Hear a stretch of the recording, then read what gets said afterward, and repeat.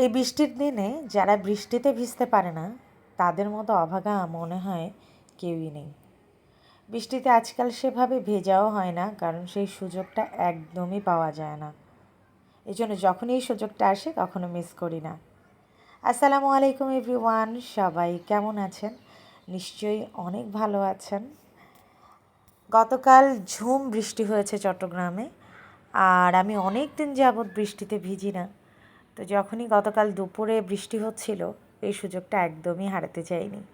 তো বাচ্চাদেরকে নিয়ে সরাসরি চলে গিয়েছিলাম ছাদে।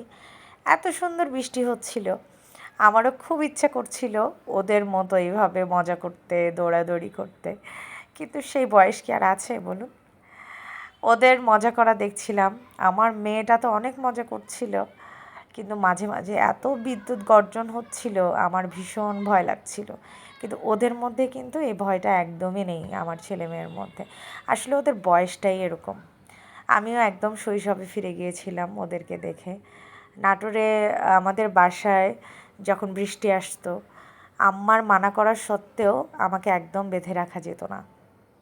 তো আমিও ওদের সাথে একসাথে ভিজেছি, ভালো লেগেছে, ভীষণ ভালো লেগেছে। আসলে কিছু কিছু অনুভূতি কখনোই প্রকাশ করা যায় না, এটা জাস্ট ফিল করার একটা বিষয়। আর বৃষ্টিতে ভেজা আমার কাছে এরকমই একটা অনুভূতি মনে হয়।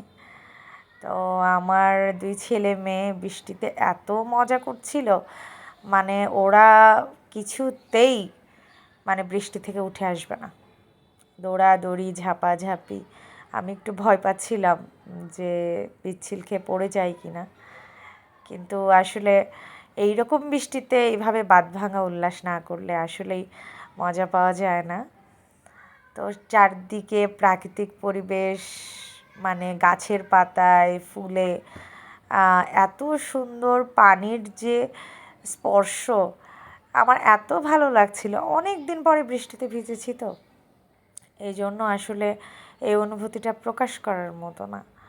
তো আমার সাথে অনেকে একমত হবেন যে বৃষ্টিতে ভেজার অনুভূতিটা আসলে অনেক অনেক বেশি সুন্দর। এখন যদিও আমাদের ছাদ বা অন্যান্য খোলা বারান্দায় আর ওপরে নির্ভরশীল থাকতে হয় বৃষ্টিতে ভেজার জন্য, কারণ আজকাল তো এরকম খোলা পরিবেশে টাউনে এভাবে ভেজার সুযোগ হয়ই না। কিন্তু আমি আমাদের বাসায় গ্রামে ওই সময়টা ফিরে গিয়েছিলাম। তো যাই হোক, বৃষ্টিতে ভিজে চলে আসলাম, আর গরম গরম খিচুড়ি রান্না করেছিলাম। আমার বাচ্চাদের খিচুড়ি অনেক পছন্দ। তো সবাই ভালো থাকবে।